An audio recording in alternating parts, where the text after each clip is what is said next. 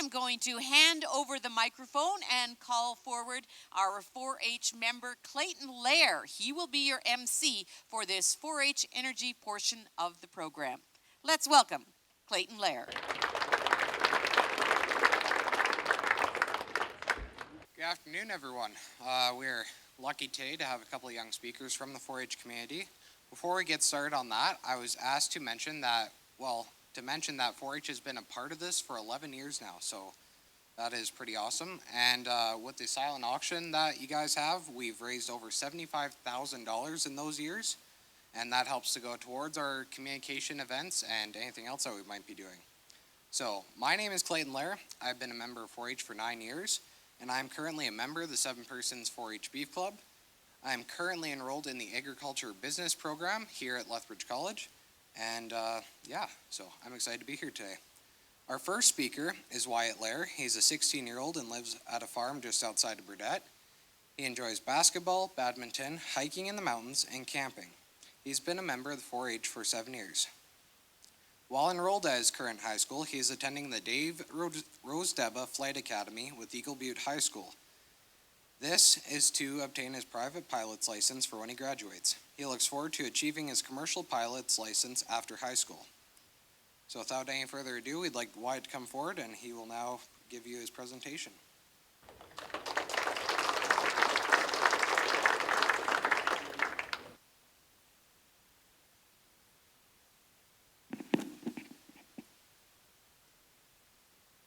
So, Wyatt Lair, the Rubik's Cube, Wyatt Lair.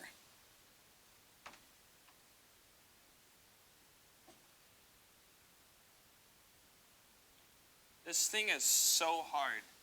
I'm never going to get it. Maybe I can pull the stickers off and move them. Maybe I can learn from the book. Thank you, Mr. Chairperson and Farming Smarter delegates. I love Rubik's Cubes. I've played with them for the last 11 years, and I've been solving them for 6.5 years. To start off, I would like to give a little history about Rubik's Cubes. It was invented in 1974 by Erno Rubik, and it took him a month for him to solve his invention. It was patented in 1975 in Hungary as the Magic Cube. 5 years later, it was renamed after the inventor Erno Rubik. In 1977, the Magic Cube was released into the toy shops in Budapest. It cannot be easily pulled apart or broken, ideal for toys. In 1982, over 100 million Rubik's Cubes had been sold. Most of them were not solved. Also in 1982, the first annual International Rubik's Cube Championship was held in Budapest. In 2018, the current world record for solving the Rubik's Cube was 3.47 seconds, held by Yu Xingdu of China. That is fast. So, what does this cube look like as it appeals to children and adults? Everyone wanted one. The original cube was a 3x3, which means 3 squares high by 3 squares wide. There is a total of 54 squares, of which 48 of them move. The center ones do not. It was invented 48 years ago. That is 1 year older than my mom. That is old.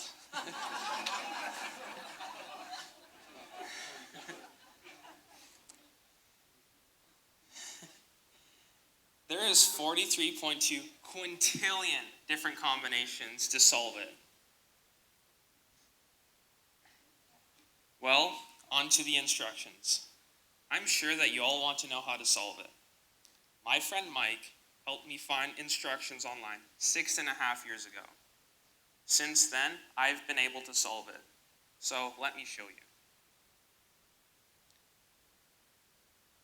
Here are the title pages for 3 different types of Rubik's Cubes, so that you know what to look for online. You can see the 2x2,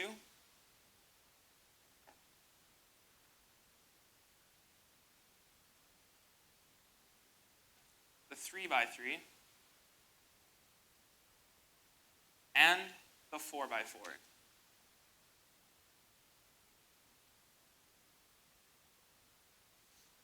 You need to get to know the different terms of the Rubik's Cube.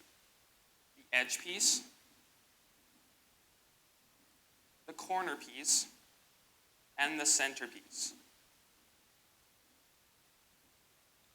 Now, you need to know about the faces of the cube. Each side is represented by a letter. R equals right face. L equals left face. U equals up face. D equals down face. F equals front face. E equals back face. A letter with an I after it means an inverse or counterclockwise move. Some very important notes: hold the cube so the logo is on top when you solve it. Page 3 of the booklet shows the daisy method to solve the white cross. It also continues with the daisy method to solving the white cross. Now that you've solved the cross, you can solve the white corners. There is step-by-step instructions on how to do that. Due to time constraints, and I'm not as fast as 3.47 seconds, I'm not going to show you and do it live on stage. This helps me to solve the middle layer around the cube. After solving the middle layer, you solve the yellow cross on the bottom of the cube. Again, after solving the yellow cross, like the white cross, you need to solve the corners.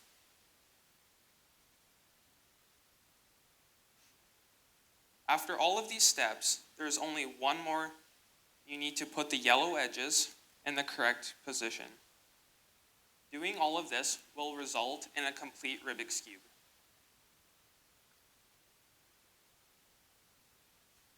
This website of www.youcandothecube.com, there are many versions of the Rubik's Cube. I've shown you step-by-step instructions for the 3x3 cube, but there are instructions for the 2x2 and the 4x4. So now let me think about it again.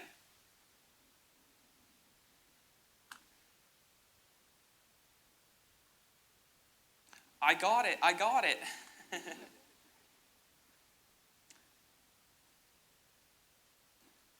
These are my sources.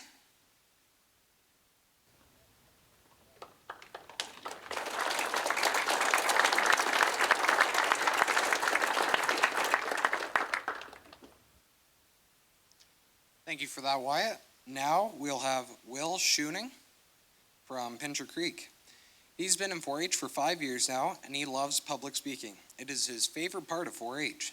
Will is very athletic and plays in both the Pincher Creek football and basketball teams.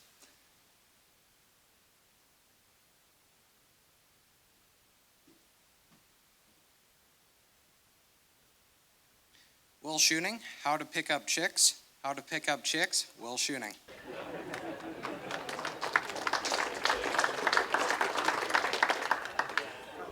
Step 1, bend over. Step 2, attempt to cup your hands around her. Step 3, make your sister do it for you. Good afternoon, Mr. Chairperson and guests. Picking up chicks is a complicated thing. It didn't take me long to figure out that my brother and my dad had no clue how to pick a good chick. So the three of us put our heads together and decided the internet was a good place to start. We found some very knowledgeable people on Kijiji. We found a message and sent that we were interested. We set up a time and location to meet these chicks. We didn't want the chick to sit in the front seat, so we loaded a calf box in the back of my dad's truck and drove to Nanton to pick up 8 chickens. We got to the house and there were no adults in sight, only 2 kids. We hardly introduced ourselves before they ran to the coop. The kids picked up 2 chickens, 1 in each arm, ran back to the truck As they chucked the chickens in the box, they said, "How many would you like?" Feeling a smidge overwhelmed, I said, 8, please? Okay, they cried, and they ran back to the coop. I followed them along with Maddie and Justin. I was really hoping these kids could teach me how to pick up chicks. I could tell right away that they were experts. That's how I met Kevin, Gary, Pigeon, Batman, Goat, Bob, Travis, and Sheldon. We had made a coop out of old corral boards and some other would be found. Cleaning the coop was the worst. But we were smart, and we made the coop so the floor was removable. I could just slide the floor out and scrape the poop off. It was still disgusting. We decided to make our own feeder and water source. All we needed was 2 empty ice cream buckets. Easy. My dad and I sat down for the challenge, and before Mom got home, 2 ice cream buckets were emptied. Everything was good, but with great chickens comes great responsibility and great losses. I spent many months feeding and picking eggs. We had to put the chickens inside the coop at night and to move the coop around to keep them on fresh grass. I never did get good at catching and picking up the chickens, which is why my sister always did it. I sold eggs to friends and family. I was just getting into the groove of having chickens when tragedy struck. Dun dun dun! It ended when all 8 of the chickens flew the coop. I thought chickens couldn't fly, but then again, this was Pincher Creek. It was too windy for a wooden structure. The coop ended up doing cartwheels across the yard with all 8 chickens inside. I didn't realize the coop had moved until I went to feed them. I walked into our yard, feed in hand, and there was Kevin, along with all of the others running around like chickens with their heads cut off. I was totally freaked out. They could have run down Route 66 by now. They had never been out of their coop before, and remember, I said I was a bit scared of picking up chicks. So I yelled, as loud as I could, "Maddie!" We were able to contain them in the half of the coop that wasn't in a bajillion pieces. From that day forward, those chicks were costing me money. My brother said chicks always cost you money, and farmers don't make money. My customers were not happy. Back to the internet to research what to do with these chicks. We couldn't eat them, they were too old, and Dad and I were not good at picking up chicks. Fun fact, chickens die faster with a bullet in their rear end than one in their head. This was the tragic ending of Will's Chicken Ranch. My mom wasn't home when this happened. When we sat at the dinner table and explained what we had done, her face went white. Poor Kevin, Gary, Pigeon, Batman, Goat, Bob, Travis, and Sheldon. But we had to do what we had to do. Plus, any other option, we had to learn how to pick up chicks.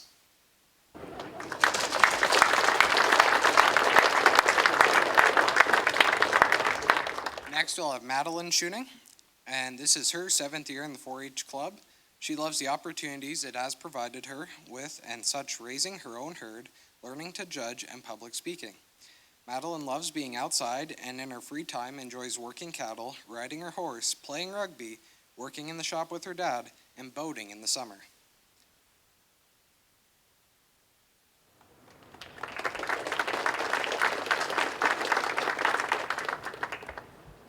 Madeline Schuning, get the camera, Madeline Schuning.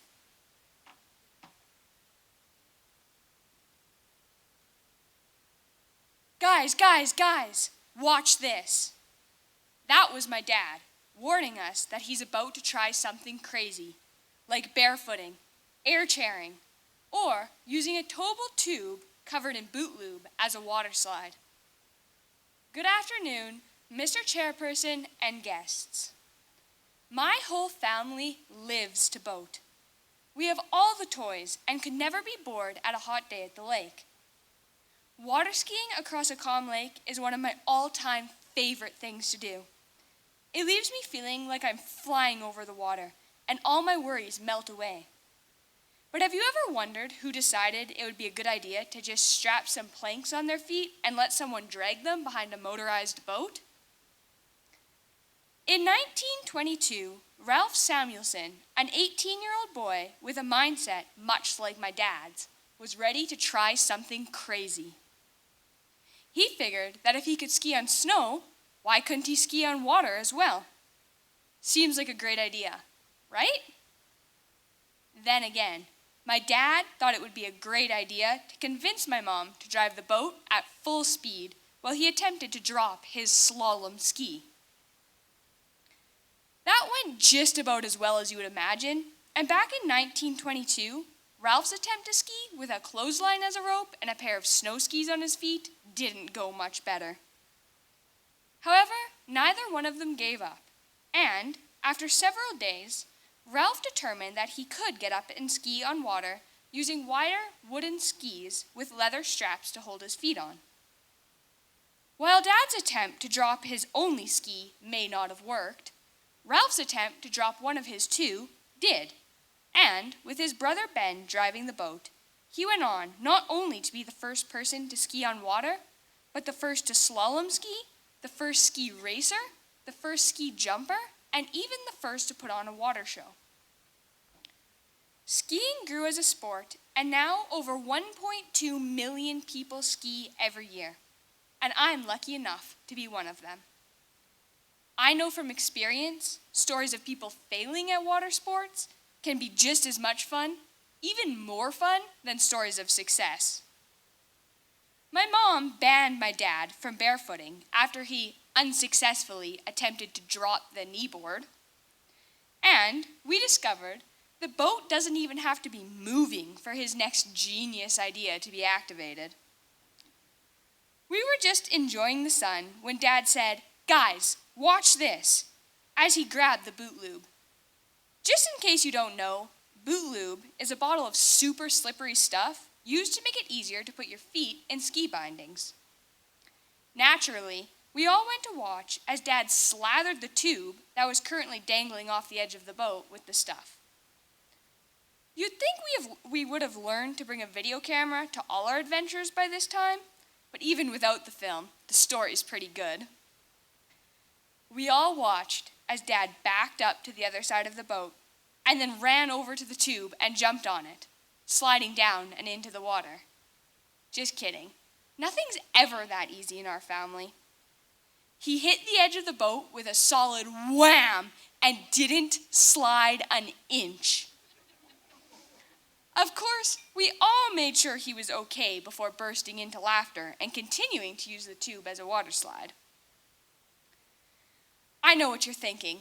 My dad is crazy. But believe me, he isn't the only one. It kind of runs in the family. We all have our share of great ideas.